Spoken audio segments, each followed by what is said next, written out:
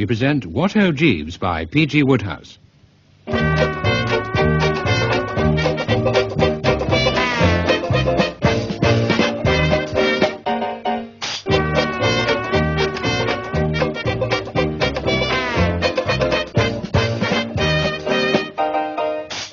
Starring Michael Hordern as Jeeves, Richard Briers as Bertie Wooster, and Clive Francis as Lord Chuffnell.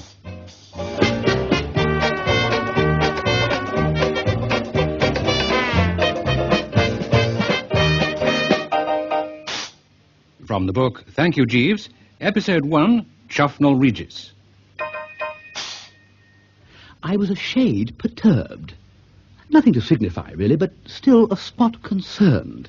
Jeeves had just told me that Sir Roderick Glossop had called to see me earlier in the AM, and on being informed that I had not yet risen, had threatened to return later. And I must say, as I sat in the old flat, idly touching the strings of my banjolele, an instrument to which I had become greatly addicted of late, I couldn't for the life of me imagine why Sir R. Glossop should be paying me social calls. Well, consider the facts, I mean. Ostensibly a nerve specialist, but in reality, as everybody knows, nothing more nor less than a high-priced loony doctor, this old pot of poison long ago decided I was balmy to the core. Ever since the abrupt end of my engagement to his daughter Honoria, he has considered me about as socially acceptable as the germ of dementia precox. So, as I say, what he was doing infesting my doorstep, hammering to be allowed admission, was more than I could fathom. I was still playing the banjolele when he arrived.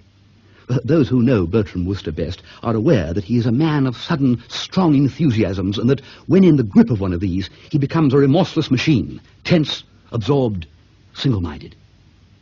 It was so in the matter of this banjolele playing of mine, and I was twanging the strings like one inspired when the door opened and Jeeves shoveled in the foul, strait-waistcoat specialist to whom I've just been alluding. Sir Roderick Glossop, sir? What? Sir Roderick, good morning. You ought to be certified. I beg your pardon. You're a public menace. For weeks, it appears, you have been making life a hell for all your neighbours with some hideous musical instrument.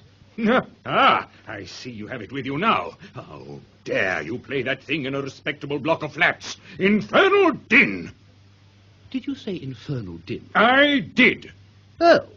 Well, let me tell you that the man that hath no music in himself is fit for, Jeeves? Sir? What was it Shakespeare said the man who hadn't music in himself was fit for? Treasons, stratagems, and spoils, sir? Thank you. Is fit for treasons, stratagems, and spoils. What are you talking about? Are you aware that the occupant of the flat below, Mrs. Tinkler Mulk, is one of my patients, a woman in a highly nervous condition? Spare me the gossip from the loony bin. Might I inquire on my side if you were aware that Mrs. Tinkler Mulk owns a Pomeranian? Don't drivel! I'm not drivelling. The animal yaps all day, and not infrequently, far into the night. So Mrs. Tinkler Mulk has had the nerve to complain of my banjolele, has she? Ha ha ha ha! Let her first pluck out the pom which is in her own eye. I am not here to talk about dogs. I wish for your assurance that you will immediately cease annoying this unfortunate woman. I'm sorry she's a cold audience, but my art must come first. That is your final word, is it? It is. Very good. You will hear more of this. And Mrs. Tinkler Mulk will hear more of this. Ah, good morning. Ah, that showed the old crumb.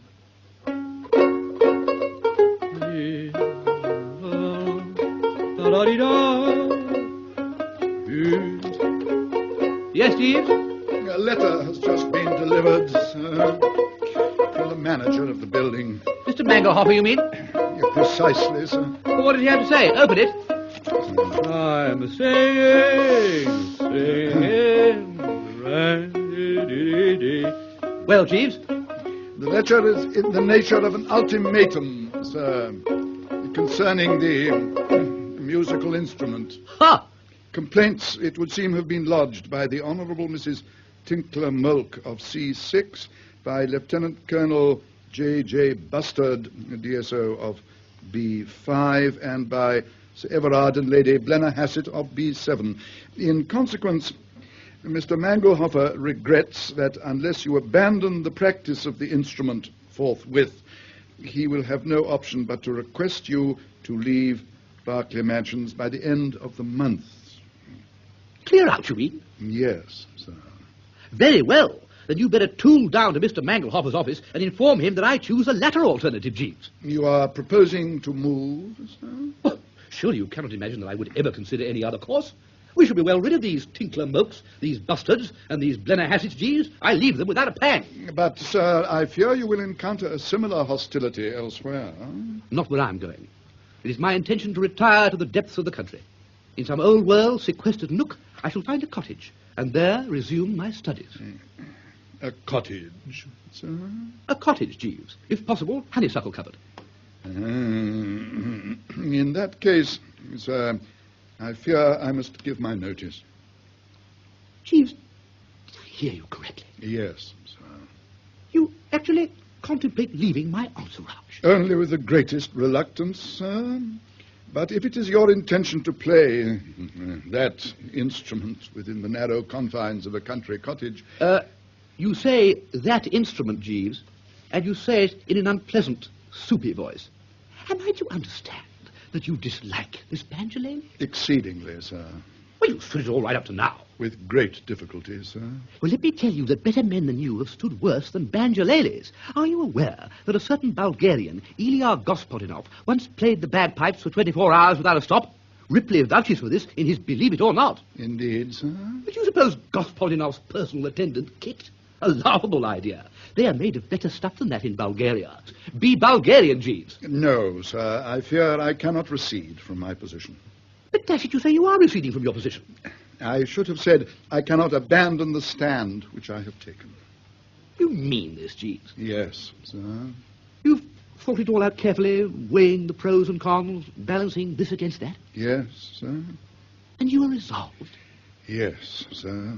If it is really your intention to continue playing that instrument, I have no option but to leave. Then leave, dash it! Very good, sir. Excuse me one moment. Confound the blighter. Bally domestic Mussolini. Ha!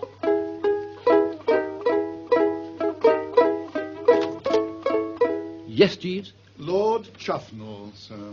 Chuffy, old friend of my youth. Hello, Bertie. What are you doing at the Jolly Old Metrop? Thank you, Jeeves. That will be all. Very good, sir. I say, you're the very chap I wanted to see, Chuffy. I can put a bit of business in your way. Business? Yes. How's Chuffnell Regis these days? Oh, the village, you mean? Yes. You still own it, do you? Dozens of cottages at your disposal, what? Well, yes. I'd like to rent one from you instanter.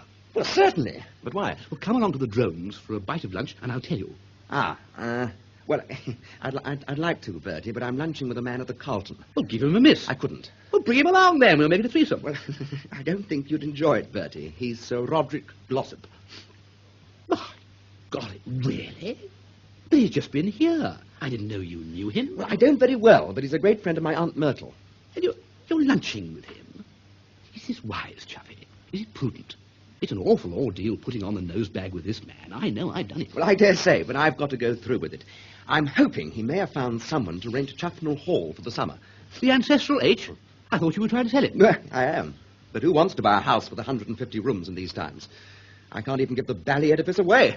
No, I'm stuck with it, Bertie, and that's that. However, all this doesn't explain what sends you to Chuffnell, Regis. Not the prospect of hobnobbing with my Aunt Myrtle and my cousin Seabury, I take it. What? That pair of pustules? Absolutely not. No, Chuffy, I am studying the banjolele. Yes, I get the idea. So what you require is a cottage both quiet and secluded. Have you one? I've got the very shack for you. It's on the edge of the harbour and not a neighbour within a mile except Police Sergeant Vools. And he plays the harmonium, so you could do duets. Fine. Oh, and there's a troupe of nigger minstrels down there this year. You could study their techniques. Chuffy, it sounds like heaven. I'll come tomorrow, and we shall be able to see something of each other for change. You don't come playing that damn instrument at the hall. Oh, no, man, of course not, no. But I'll drop over to lunch with you most days. Thanks. Don't mention it. Oh, by the way, what has Jeeves got to say about all this? I shouldn't have thought he would have cared to be cooped up in a cottage with a banjolele. Jeeves has nothing to say on that or any other subject. He may still be in evidence about the flat, but in fact we have parted brass rags. What? Yes. From now on, Jeeves will take the high road, and I'll take the low.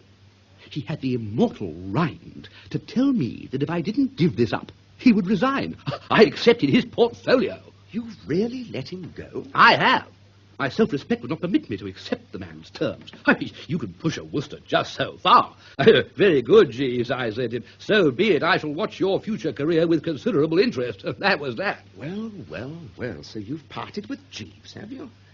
Well, well. Any objection to my looking in and saying goodbye to him, Bertie? Well, none whatever. He's in the kitchen. Follow the green line. It would be a graceful act. Quite. So I've always admired his intellect. Oh, me too. No one more. Yes, well, look, I think I'll be popping then, Bertie. Yeah. Well, cheerio. Toodle pipple, man. Cheerio. Dash, Jeeves.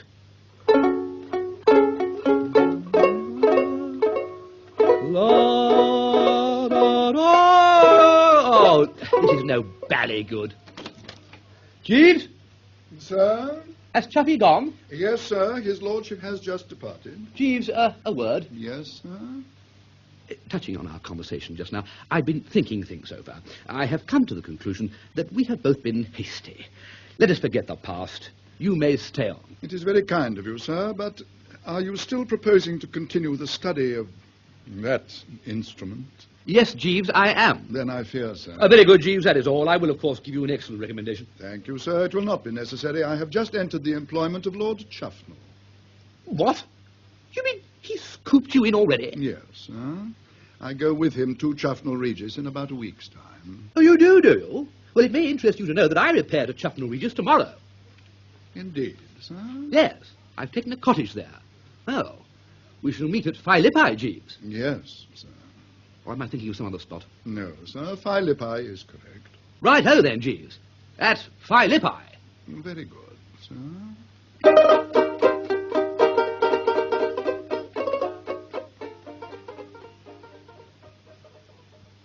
Such, then, is the sequence of events which led up to Bertram Wooster on the morning of July the 15th, standing at the door of Seaview Cottage, Chuffnell Regis, Somerset, surveying the scene before him through the aromatic haze of a meditative gasper. It was the 5th morning of my visit, and I was feeling absolutely in the pink.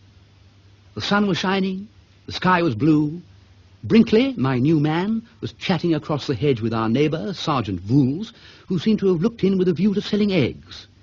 A casual cat was sniffing at a snail on the lawn, and in the harbour beyond, a whacking great yacht had rolled up and cast anchor. London seemed miles away. Which it was, of course. Even the fact that Jeeves had gone out of my life somehow didn't matter very much. I wouldn't be exaggerating if I said a great peace enveloped the soul. And then, as so often happens on these occasions, the GP was shattered by the most frightful racket, emanating, as far as I could determine, from the old two-seater which I'd parked outside in the road. Buzzing to the gate with all possible speed, I found a small boy tooting my horn with a goodish amount of vim, and I was about to administer one on the side of the head when I recognized Chuffy's repulsive young cousin, Seabury. Hello. Your horn isn't very loud. I say, look, stop that, you little snurge. What are you doing here? You're to come to lunch. Is Chuffy back then? Yes. In that case, I'm at his service. Brinkley, I'll be out for lunch. Righto, Seabury, shift over and let me drive. So, Chuffy's back, eh? When did he return? Last night. Should we be lunching alone? No. Who's going to be there? Mother and me and some people. A party? I better go and put on another suit. No. You think this one looks all right? No, I don't. I think it looks rotten, but there isn't time. No. So you're at the hall today, are you? Mother and I are living there again. What, living there? Yes, there's a smell at the Dower House. Even though you've left it? Ha ha. You really want to know? I expect it's my mice. Your what? I've started breeding mice and puppies, and of course they nip a bit. But Mother thinks it's the drains. Can you give me 5 shillings? 5 shillings? 5 shillings. What do you mean 5 shillings? I mean 5 shillings. I dare say. What I want to know is how we suddenly got onto the subject. We were discussing mice, and you introduced this 5 shillings motif. I want 5 shillings. Admitting that you may possibly want the sum, why the dickens should I give it you? For protection. What? Protection. What from? Just protection. You don't get the 5 shillings out of me. Oh, all right. But things happen to guys that don't kick in their protection money. What the devil are you talking about? You'll see. Right, here we are. Pull up here. There's Chuffy on the steps. Hands to the left. Bye! But, Oh, hello, Bertie. Chuffy! Come on in. No, wait a minute, Chuffy. Young Blighty Seabury. What about him? What about him? Well, if you ask me, I say he's gone off his rocker. He's just been trying to touch me for 5 bob and babbling about protection. That's his latest idea. He saw a gangster film last week. You mean he's turned racketeer? Yes, it's rather amusing. See, he goes around collecting protection money from everybody according to their means. He makes a good living out of it, too. Enterprising kid. You know, I'd pay up if I were you. I have. Chuffy, Yes? what does this mean? What does what mean? This attitude of amused tolerance you're suddenly exhibiting towards this foul child and his diseased mind. This bally cheeriness. You'll be telling me next that your Aunt Myrtle has decided to remain indefinitely at the Hall, and you couldn't be more delighted. Come clean, my lad. You can't deceive me, not old Hawkeye Wooster. Something is up. What's all the ruddy happiness about? Well, can you keep a secret? No. Well, it doesn't matter, because it'll be in the Morning Post in a day or two. Bertie, I am getting Aunt Myrtle off this season. Off? You mean somebody wants to marry her? I do. Well, who is this halfwit? Your old friend, Sir Roderick Glossop. What? But old Glossop can't be contemplating matrimony. Why not? He's been a widower more than 2 years. Well, I'm dashed. Yes. Well, there's one thing, Chuffy, old man. This means that little Seabury will be getting a really testing stepfather, and old Glossop just the stepson I could have wished him. There is lots of good in this Glossop, Bertie. Loose thinking, old man, he's a hellhound. Well, he's doing me a bit of good anyway. He's found an American millionaire he thinks he can sell the Hall to. Not really. Yes. If all goes well, I shall at last get rid of this blasted barracks and have a bit of money in my pocket. And all the credit will be due to Uncle Roderick, as I'd like to think of him. So you will kindly refrain, Bertie, from making nasty cracks at his expense. You must learn to love Uncle Roddy for my sake. Well, I'm sorry, Chuffy, but I fear I cannot recede from my position. Personally, I regard him as a lifesaver. Yes, but are you sure this thing is going to come off? I mean, what would even an American millionaire want with a place the size of the Hall? Oh, well, that part of it is simple enough. He's a great pal of old Glossop's, and the idea is that he shall put up the cash and let Glossop run the house as some sort of country club for his nerve patients. All I'm worried about is getting his signature on the dotted line. Glossop's bringing him to lunch today, and I'm scared stiff something may go wrong. So I'm doing him well at the festive board. He's bound to soften up a bit after a fat lunch, isn't he? Well, unless he's got dyspepsia. Many American millionaires have. This man of yours may be one of those fellows who can't get outside more than a glass of milk and a dog biscuit. Not old Stoker. Stoker? Yes. Stoker? Yes. Not J. Washburn Stoker? The very same. Why, do you know him? I met the old pirate in New York. Oh, my golly, he's coming to lunch, you say? Yes, with his young son Dwight and his daughter Pauline. Pauline? You know her too? Just a little. Only a little? Quite a little. Just fairly pally, that's all. Then why did you jump 3 feet in the air when I mentioned her name? Did I? You did. Oh, well, no reason, just surprise. She's a beautiful girl, Bertie. Oh, very. And charming. Oh, most. In fact, attractive. Oh, quite. I saw a good deal of her in London. Yes? We went to the zoo and Madame Tussauds together. I see. Oh, in fact, here they come. Oh, gosh. Look, Chuffy, old man, I was thinking, if it's all the same to you, it might be better if I didn't join the throng at the luncheon table. Why? Well, J. Washburn Stoker doesn't like me. And it would be deceiving my public to deny that as I skimmed round the side of the house and shot into a vacant bush, I was pretty well a twitter. Chuffy's casual announcement that J. Washburn Stoker and his daughter Pauline were on the strength was about as juicy a biff as I've had for years. And when I've given you the inside story, I think you will agree with me that I was entitled to be about as a twitter as I jolly well liked. A situation fraught with disturbing potentialities had arisen. About 3 months before, you see, I'd popped across to New York for a space, and one night in the course of a beano of some description at the Sherry Netherland, I'd made the acquaintance of this Pauline Stoker. She got right in amongst me. Her beauty maddened me like wine. In New York, I've always found one gets off the mark quickly in matters of the heart. This, I believe, is due to something in the air. At any rate, 2 weeks later, I proposed to Pauline. She accepted me. So far, so good. But mark the sequel. Scarcely 48 hours after that, I received a letter from the father of the bride-to-be notifying me that it would be unnecessary to order the new sponge-bag trousers and gardenia because my nomination had been cancelled.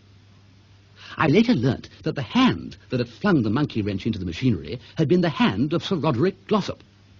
Over in New York to take a professional look at J. Washburn Stoker's second cousin George, he had seen the announcement in the morning paper and had immediately rung up J.W. to tell him that I was not the ideal son-in-law, being more or less off my onion. And now here I was, sitting in a bush at the back of Chuffnell Hall, while J. Washburn Stoker, Pauline and old Glossop were all tumbling out of a car at the front. Embarrassing, what? Very. However, I didn't have long to ruminate on my predicament because I'd hardly got settled down comfortably in the bush or shrub when the leaves of the same were suddenly parted by a female hand and I found myself face to face with Pauline Stoker. Well, well, well. Old Colonel Wooster in person. I thought it was. What are you doing in that bush, Bertie? Nothing. Well, come out and talk to me. Are your father and old Glossop in the vicinity? No. Ah, righto then. Well, well, you little blob of sunshine. You're looking fine. Say, what are you doing in these parts? What, me? I'm temporarily in retirement. I've got a cottage down by the harbour. You must have been surprised to see us. I was. More surprised than pleased, eh? Oh, well, of course, old thing, I'm always delighted to meet you, but when it comes to your father... He's not one of your greatest admirers, is he? Let's hope he doesn't come around the corner and find us with our heads together. He's convinced I'm still pining for you. Little knowing that you never had a happier moment in your life than when you got his letter. No, I say. Oh, Bertie, be honest. You know you were delighted and relieved. Oh, dash it, really, I wish you wouldn't talk like that. I always esteemed you most highly. You did what? Where do you pick up these expressions? Well, I suppose from Jeeves, mostly. My late man. He had a fine vocabulary. When you say late, do you mean he's dead or just unpunctual? He's left me. He didn't like me playing the banjolele, and he is now with Chuffy. Chuffy? Lord Chuffnell. Oh, Bertie, have you known Lord Chuffnell long? Oh, rather. You're great friends? Bosom is the most used. Oh, good. I hoped you were. I wanted to, talk to you about him. I can confide in you, can't I, Bertie? Of course. Oh, I knew I could. That's the comfort of having been engaged to a man. When you break it off, you feel such a sister. You mean you look on me as a brother? Yes, as a brother. How quick you are. And I want you to be very brotherly now. Tell me about Marmaduke. I don't think I know him. Lord Chuffnell, idiot. He's named Marmaduke. Marmaduke? That's why he was always evasive and secretive about it at school. It's a beautiful name. Hello. Nobody says Marmaduke is a beautiful name wantedly without good reason. Hello. All right. Less of the Sherlock stuff. I'm not trying to hide anything. I was just going to tell you. But you love this. Excuse me. This Marmaduke? I'm crazy about it. Good. Don't you worship the way his hair fluffs up behind? Well, I've better things to do than go about staring at the back of Chuffy's head. But if what you say is really so, young Pauline, be prepared for tidings of great joy. Chuffy and I were talking about you just now, briefly, and a certain bulbous look in the old boy's eyes, taken with a marked crimsoning of the complexion and a definite wiggling of the nose, convinced me that he is deeply enamored of you. I know that, you chump. Do you think a girl can't tell? Oh. But I mean, if he loves you and you love him, I fail to comprehend what you're beefing about. Why can't you understand? He's obviously dippy about me, but not a yip from him, not a syllable. Well, of course not. But surely you realize there's a certain decency in these matters, a certain decorum. Naturally, he wouldn't say anything yet. Dash it, give the man a chance. He's only known you 5 days. Anyway, what do you want me to do about it? Well, you're a friend of his. You could give him a hint. Tell him there's no need for cold feet. What? Oh, Jeeves? Good afternoon, sir. Well, Jeeves, what is it? Mr. Stoker, sir. He's inquiring after Miss Stoker's whereabouts. Oh, you better push along, Pauline. Oh, I suppose so. Oh, will you talk to him, Bertie, for me? The matter shall have my prompt attention. Oh, thank you. Well, see you later, then. Bye-bye. Cheerio. Jeeves. Sir? I should rather like, if you have a moment to spare, to split a word with you regarding old Chuffy. Very good, sir. You'll agree with me that something's got to be done about the 5th Baron, I take it? I beg your pardon, sir? Oh, come, Jeeves. A little less coyness, if you please. Am I correct in supposing, sir, that you are alluding to his lordship's feelings towards Miss Stoker? Exactly. Now, mark this, Jeeves. She, too, loves. And what's more, she detects the love light in his eyes. But what's worrying her is that he does not tell his love, but lets concealment, like what, Jeeves? A worm i' the bud, sir. Yeah, feed on his something... Damask cheek, sir. Damask? You sure? Quite sure, sir. Oh. Well, then, what on earth is it all about? I mean, he loves her, she loves him, so what's the snag? I know Chuffy, a swift performer, if ever there was one. Yet now look at him, missing on every cylinder. Why? His lordship is a gentleman of scruples, sir. He feels that, being of straitened means himself, he has not the right to propose marriage to a young lady as wealthy as Miss Stoker. But she isn't as rich as all that. Just comfortably off, I should say. No, sir. Mr. Stoker's fortune amounts to as much as $50 million. What? You're talking through your hat, Jeeves. No, sir. I understand that was the sum which he inherited recently under the will of the late Mr. George Stoker. Good Lord, Jeeves. Has second cousin George handed in his dinner pail? Yes, sir. And left all his money to old Stoker? Precisely, sir. Well, that explains everything, then. I was wondering how he managed to be going about buying vast estates. The young liner in the harbour is his, of course. Yes, sir. Well, but dash it, George must have had nearer relations. Yes, sir. I understand that he disliked them all. You know about him, then? Yes, sir.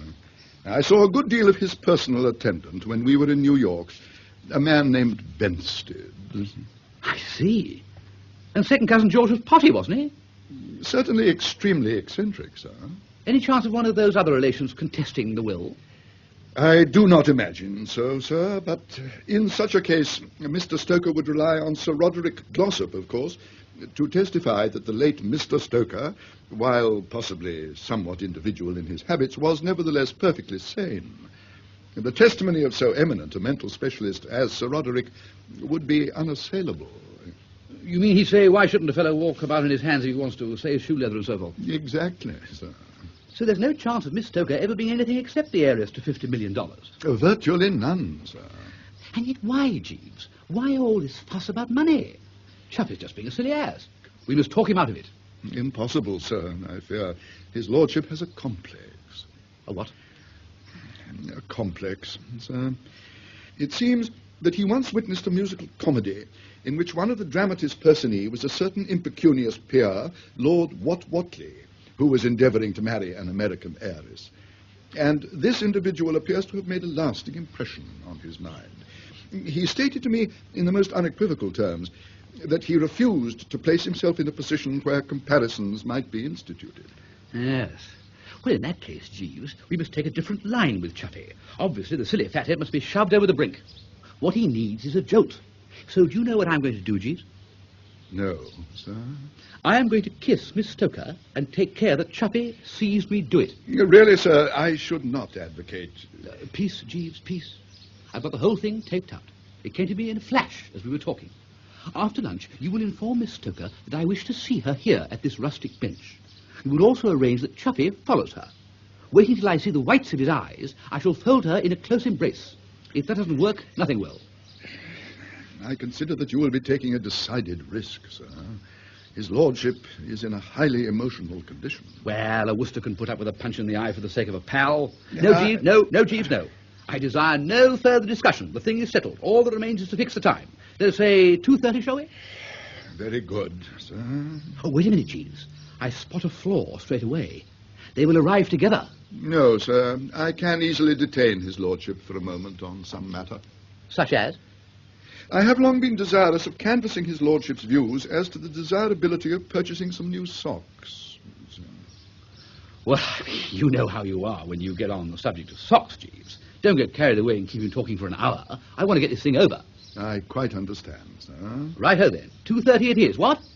Very good, sir.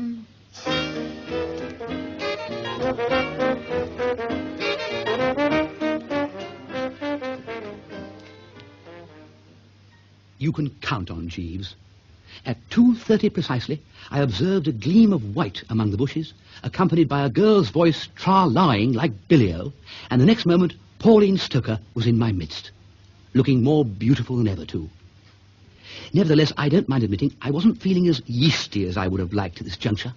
What with having to go without lunch, and knowing that in 5 minutes' time I would probably be nursing a black eye or a swollen beezer, I was, not to beat about the bee, a good deal worked up. Taut, if you know what I mean. On edge. Tense. Pauline had grabbed my arm and was beginning to make some species of communication, but I heard her not. For at this point, I caught sight of Chuffy's hat over a shrub and knew that the moment had come to act. Folding the girl in my arms, I got home on her right eyebrow. It wasn't one of my best, I will admit, but it was a kiss within the meaning of the act, and I fancied that it ought to produce results.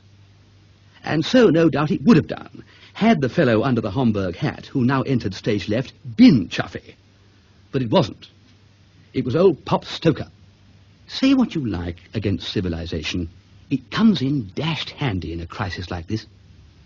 There was just one instant when his foot twitched, and it seemed as if what you might call the primitive J. Washburn Stoker was about to find self-expression. But then, civilization prevailed, and pausing only to make a noise like a pig swallowing half a cabbage, he collected Pauline and left me alone, at liberty to think the thing over. Or rather, not quite alone, because suddenly Chuffy bounded into my little sylvan glade, looking noticeably pop-eyed. Look here, Bertie, now, what's all this I hear from Sir Roderick? What's all what you hear, old man? Why didn't you tell me you'd been engaged to Pauline Stoker? I fail to understand you, Chuffnell. Do you expect me to send you a postcard? Well, you could have told me this morning. I saw no reason to do so. And anyhow, the entire binge only lasted 48 hours from kick-off to finish. Glossop himself saw to that. Now, you swear that? Certainly. Only 48 hours? Less. And there's nothing between you now? Nothing. You're sure? Nothing whatever. So charge in, Chuffy, old man. Follow the dictates of the old heart and fear nothing. The girl is potty about you. Who told you that? She did. Herself? In person? Well, she does really love me? Passionately, I gathered. Well, this has certainly put the butter on the spinach. I feel a new man. Look, I'm awfully sorry if I appeared a bit rattled just now, Bertie, but see, when a fellow's just got engaged to a girl, it's rather a jar to find that she was engaged to somebody else about 2 months before. Are you engaged? Since when? Since about 10 minutes ago. But how about Watley? Who told you about Watley? Jeeves. Well, Jeeves talks far too much. As a matter of fact, Watley didn't enter into the matter at all.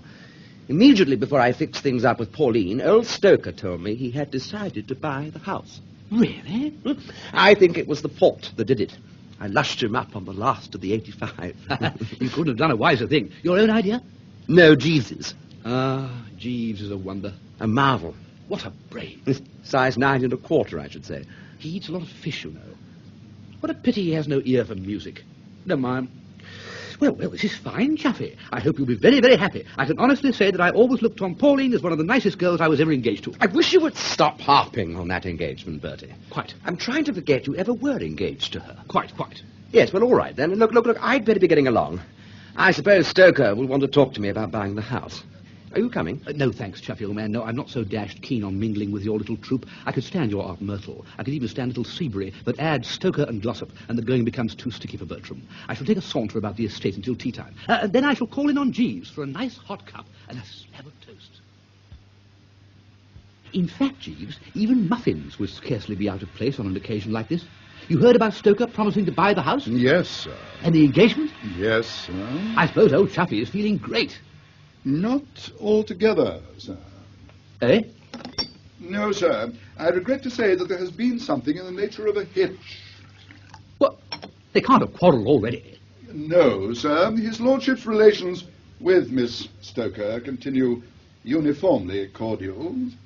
It is with Mr. Stoker that he is on distant terms. Oh, my God, what happened?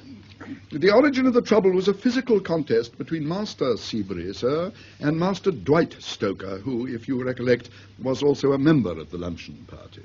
Oh, Dwight, yes. Yes, sir. It appears that from their initial meeting there was a lack of perfect sympathy between the young gentlemen, sir, and this came to a head some 40 minutes after the conclusion of the meal. They had gone off together to the small morning room, and there, it appears, Master Seabury endeavoured to exact from Master Dwight the sum of 1 shilling and 6pence for what he termed protection. Oh, golly. Yes, sir.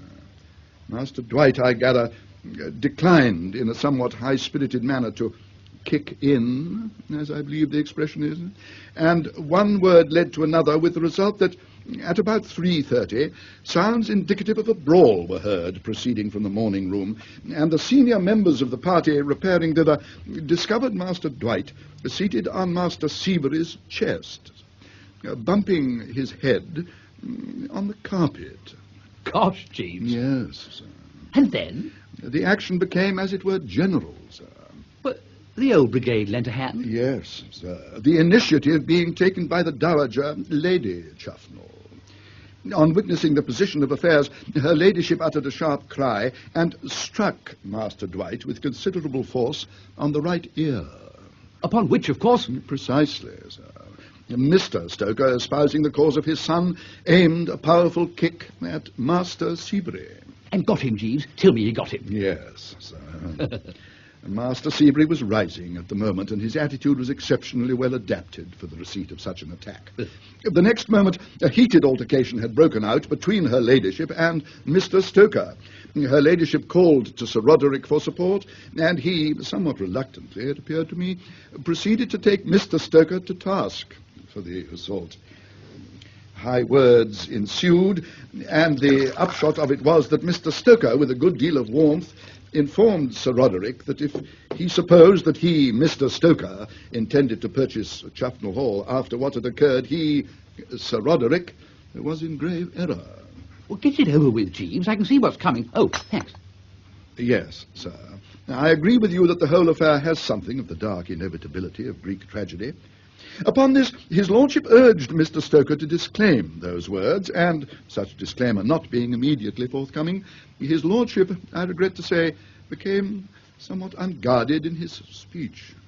Chuffy ticks Stoker off. With considerable vigour, sir, stating in an extremely candid manner his opinion of the latter's character, commercial probity, and even appearance. Oh, that must have put the lid on it. It did appear to create a certain coldness, sir. And then? That terminated the distressing scene, sir. Mr. Stoker returned to his yacht with Miss Stoker and Master Dwight. Sir Roderick has gone to secure accommodation for himself at the local inn.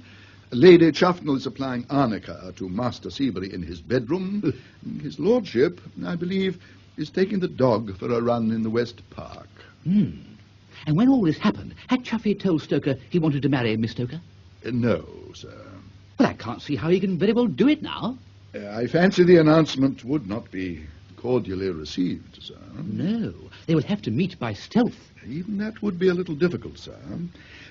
I should have mentioned that I chanced to be an auditor of a conversation between Mr. and Miss Stoker, from the substance of which I gathered that it was the gentleman's intention to keep Miss Stoker virtually in durance vile on board the yacht for the duration of their stay. But you said he didn't know anything about the engagement. Mr. Stoker's motive in immuring Miss Stoker on the vessel is not to prevent her encountering his lordship, but to obviate any chance of her meeting you, sir. What? The fact that you embraced the young lady has convinced him that her affection for you has persisted since your parting in New York. Are you sure you really heard all this, Jeeves? Yes, sir. Well, how did you come to do that? I was conversing with his lordship on one side of a screen of bushes when the conversation I have described broke out on the other side. There was no alternative but to overhear Mr. Stoker's remarks. What? You were talking with Chuffy, did you say? Yes, sir. And he heard all that too? Yes, sir. About me kissing Miss Stoker? Yes, sir. Well, did it seem to stir him up? Yes, sir. What did he say? He mentioned something about scooping out your insides, sir. Jeeves, this calls for careful thought. Advise me. Oh, well, sir, now I would suggest that you do not immediately return to your cottage, where I believe his lordship intends to visit you after walking the dog, but rather spend the next few hours elsewhere. A good ruse, Jeeves. I shall go to Bristol for the evening. I feel a need for the lights and the wine anyhow. Very good, sir. And you think Chuffy will have cooled down by tomorrow? In all probability, sir. But should his lordship refer to the incident again, I think it might be judicious if you were to attempt to persuade him that the spirit in which you embraced Miss Stoker was a purely brotherly one. Brotherly? Brotherly? You think I could get away with that? I fancy so, sir. Ah, right-ho, Jeeves. If you say so. Thank you very much, sir.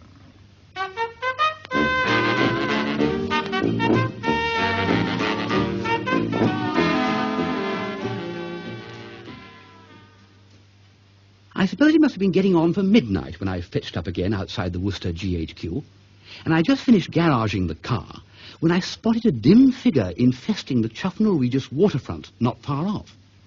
The next moment, this DF started sprinting towards me, yelling my name, and I realized with a stab of horror who it was. It was Marmaduke, 5th Baron Chuffnell.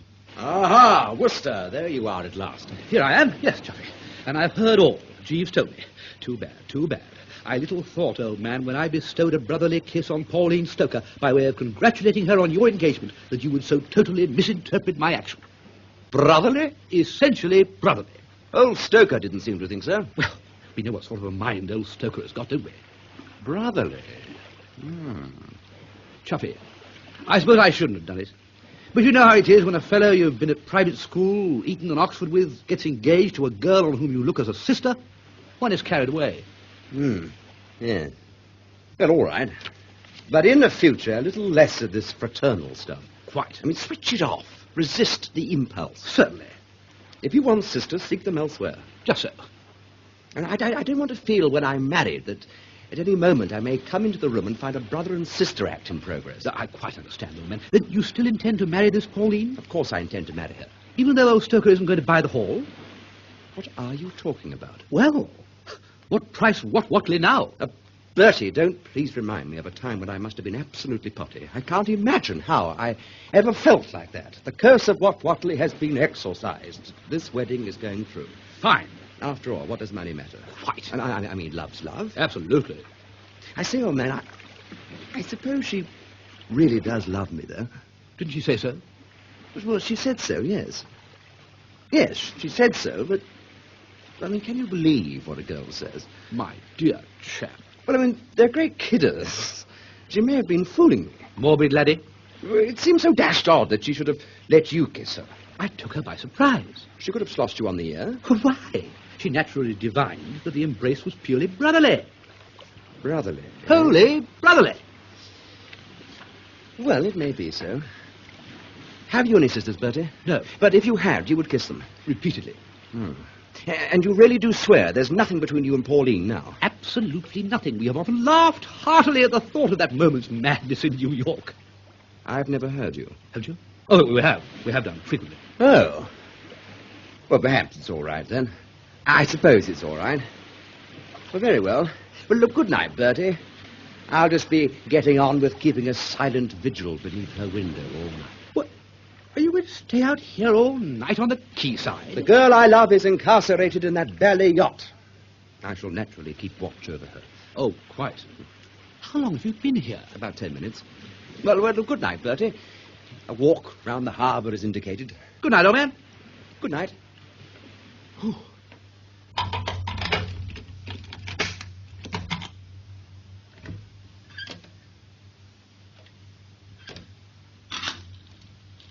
Oh, now, where's that valley candle? Ah. There we are.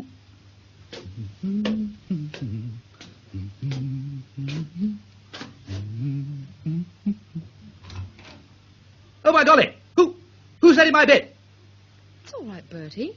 It's only me. Pauline! Oh, gosh! In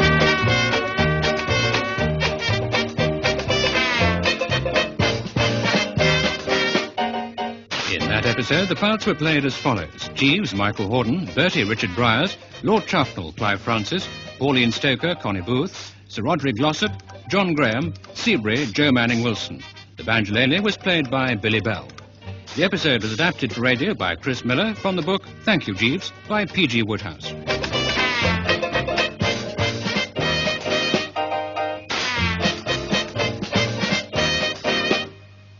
The programme was produced by Peter Titheridge.